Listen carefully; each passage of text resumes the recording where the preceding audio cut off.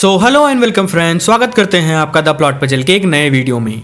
कहानी की शुरुआत होती है और हमें एक जंगली इलाका दिखाया जाता है जहां कुछ वर्कर्स पेड़ों को काट रहे थे।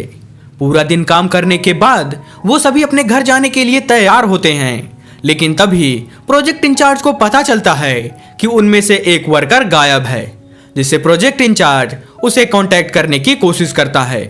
लेकिन जब दूसरी तरफ से कोई जवाब नहीं आता तो इंचार्ज उसे ढूंढने जंगल में चला जाता है, जहां कुछ देर ढूंढने के बाद वो देखता है कि उसका रेडियो एक पेड़ के पास गिरा हुआ है। लेकिन पास आकर देखने पर उसके होश ही उड़ जाते हैं, क्योंकि किसी ने उस वर्कर को बड़ी बेरहमी से मार दिया था और वहां पर बस उसका हाथ ही पड़ा हुआ था।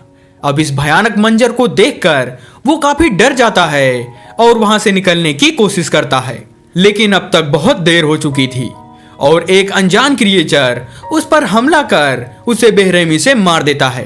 इसके बाद कहानी आगे बढ़ती है और हमें घटना स्थान से कुछ दूर एक दूसरे शहर को दिखाया जाता है, जहां ऑफिसर पॉल एक पार्क में बैठा हुआ था।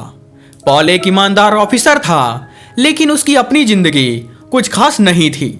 असल में कुछ समय पहले ही उसके छोटे बेटे का एक्सीडेंट हो गया था, जिसमें उसकी जान चली गई। पॉल की वाइफ इस हादसे को बर्दाश्त नहीं कर पाई और वो दोनों अलग हो गए। यहाँ पॉल का एक दूसरा बेटा भी है जो अपनी माँ के साथ ही रहता है।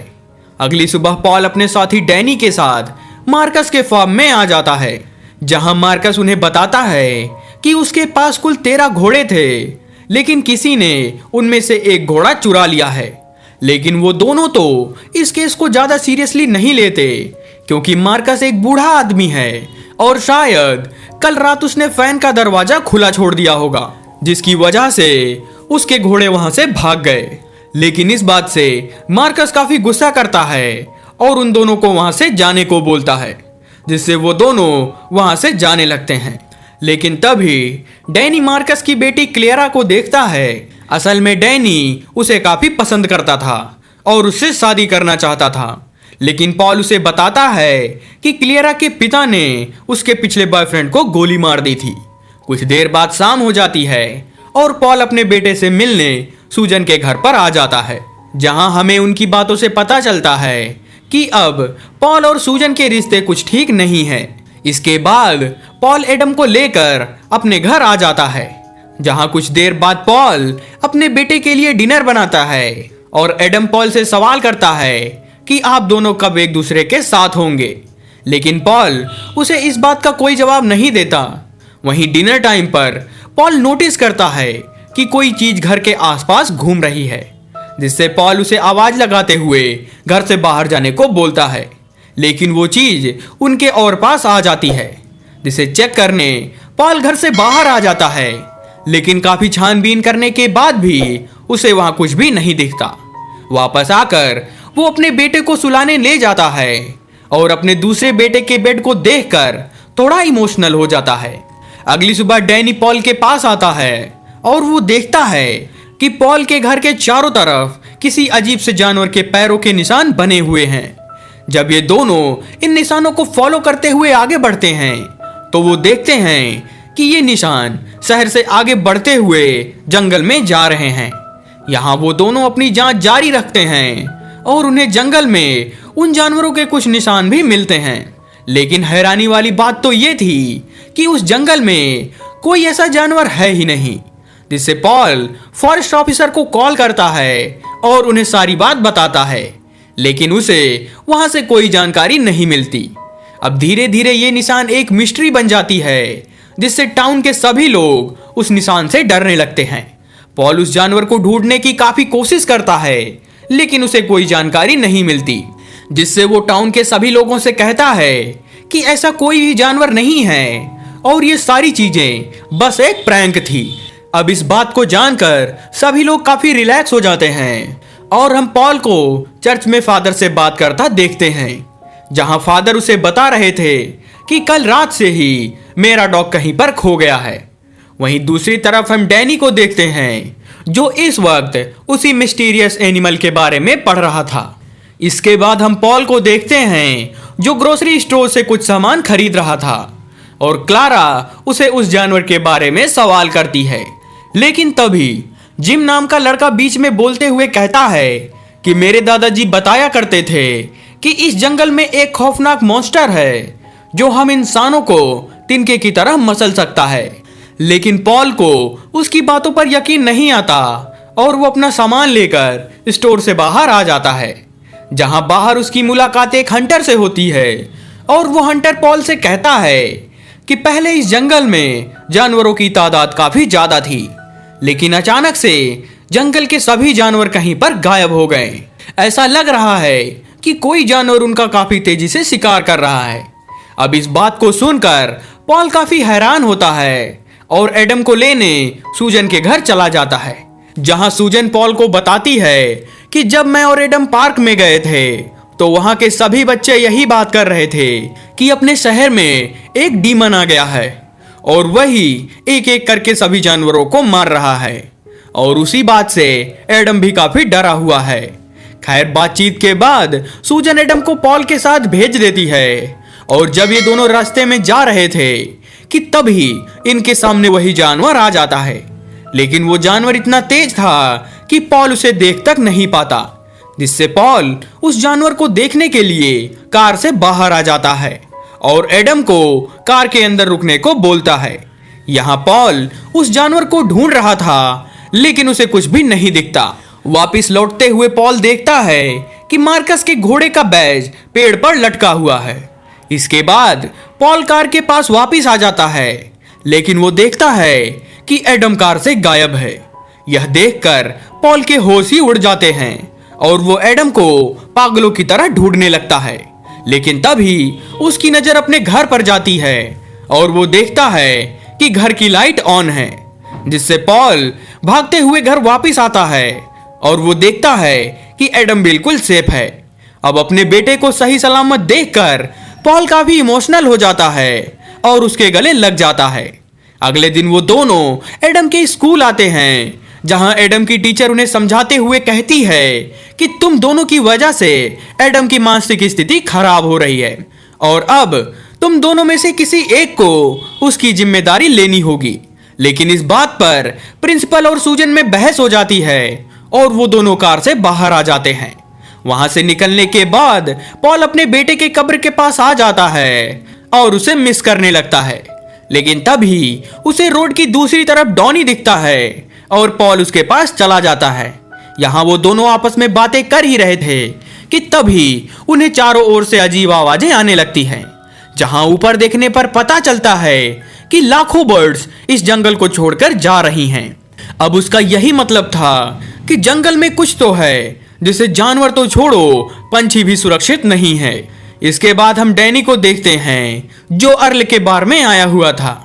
यहाँ अर्ल उसे ड्रिंक ऑफर करता है और वो दोनों बातें करने लगते हैं। अर्ल डॉनी को जंगल से जुड़ी एक कहानी सुनाने लगता है जो उसकी दादी उसे बचपन में सुनाया करती थी। अर्ल उसे बताता है कि जंगल में एक क्रिएचर है जो इंसानों से सबसे ज्यादा नफरत करता है, क्योंकि हम इंसानों ने ही जंगल को तबाह कर दिया है और इसी का बदला लेने के लिए समय समय पर वो मॉन्स्टर बाहर आ जाता है, जैसे उसने पिछली बार काफी इंसानों को मारकर पेड़ पर टांग दिया था। अब इस बात को जानकर डैनी काफी घबरा जाता है और वहां से सीधे पॉल के पास आ जाता है और वो सारी बातें उसे बताने लगता है जो अर्ल ने उसे बताई थी। लेकिन पॉल ऐसे अंधविश्वासों को नहीं मानता और डैनी को भी इन बकवास से दूर रहने को बोलता है। इसके बाद पॉल अपने घर वापस आ जाता है, लेकिन आज वो अपने बेटे को बहुत मिस कर रहा था, जिससे उसे अपने बेटे का हेलुसिनेशन भी होने लगता है। लेकिन तभी उसके पास डैनी का कॉल आता है और वो दोनों मार्कस के फार्म में पहुंचते हैं, जहां वो देखते हैं कि मार्कस किसी चीज को अंधेरे में शूट कर रहा है।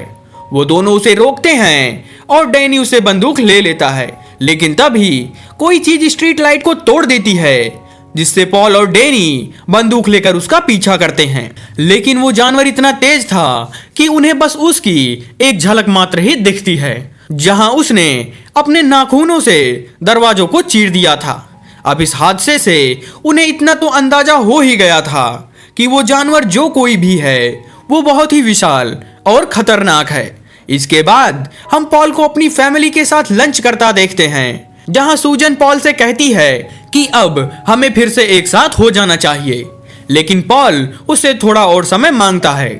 वहीं दूसरी तरफ हम कुछ शिकारियों को देखते हैं जो जंगल में शिकार करने निकले हुए थे, लेकिन अचानक वही अनजान क्रिएचर उन तीनों पर हमला कर देता है, जहां उस हमले में 2 शिकारी मारे जाते हैं और तीसरा अपनी जान बचाने में कामयाब हो जाता है। टाउन में वापस आकर वो पॉल को जंगल में घटी पूरी घटना को बताता है कि कैसे उस मॉन्स्टर ने उसके दोनों साथियों को चीर दिया। इसके बाद वो तीनों उसी जगह पर आ जाते हैं जहां उस मॉन्स्टर ने उन पर हमला किया था। अब उस जगह को देखकर पॉल के पैरों तले जमीन खिसक जाती है, क्योंकि वो देखता है कि पेड़ों पर इंसानों के टुकड़े लटके हुए थे।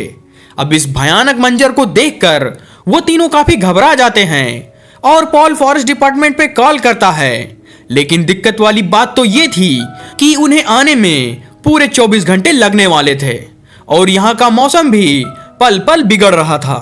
इधर पॉल और डैनी एक बार में बैठे उस क्रिएचर के बारे में बात कर रहे थे, जहां पॉल डैनी से कहता है कि अगर सही समय पर हमने उस मॉन्स्टर को नहीं रोका तो वो मॉन्स्टर आम इंसानों को मारना शुरू कर देगा।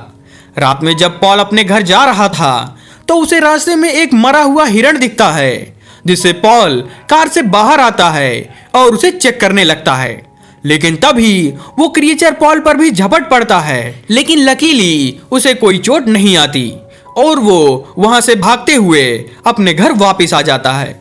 वहीं कुछ देर बाद डैनी पॉल के पास आता है और उसे एक रिपोर्ट दिखाते हुए बताता है कि कुछ समय पहले अचानक से सभी लकड़हारे जंगल में गायब हो गए। अब इस रिपोर्ट को देखकर पॉल को लगने लगा था कि शायद पेड़ काटने की वजह से वो क्रिएचर आजाद हो गए और इंसानी बस्ती में आकर इंसानों पर हमला करने लगे। कुछ देर बाद बाकी लोग वहां से चले जाते हैं और पॉल अभी भी अपनी जांच में लगा हुआ था, लेकिन तभी उसे एडम के चीखने की आवाज आती है, क्योंकि वो क्रिएचर पॉल के घर में घुस आया था। पॉल जल्दी से एडम को लेकर बाथरूम में छुप जाता है और डैनी को हेल्प के लिए बुलाता है। यहाँ डैनी उस क्रिएचर को पकड़ने की कोशिश करता है, लेकिन वो मॉन्स्टर तो काफी ताकतवर था और वहां से भाग निकलता है। कुछ देर बाद पॉल और डैनी टाउन के सभी लोगों को चर्च में ले आते हैं, लेकिन अब तक उन मॉन्स्टर्स की पूरी टोली शहर पर हमला कर देती है, जिससे मजबूरन उन सबको बेसमेंट में भागना पड़ता है, जहां पॉल और डैनी उस मॉन्स्टर का मुकाबला करने बेसमेंट से बाहर आते हैं। लेकिन वो मॉन्स्टर बहुत ज्यादा ताकतवर था और वो डैनी को जख्मी कर देता है। लेकिन इस लड़ाई में डैनी ने भी उस मॉन्स्टर को जख्मी कर दिया था, जिसका फायदा उठाकर पॉल उस पर हमला कर देता है और उस मॉन्स्टर को मार गिराता है। लेकिन अब अपने साथी की मौत से वो सभी मॉन्स्टर काफी गुस्से में आ जाते हैं और चर्च की तरफ बढ़ने लगते हैं, और इसी सस्पेंस के साथ इस मूवी की एंडिंग हो जाती है। If you like the video then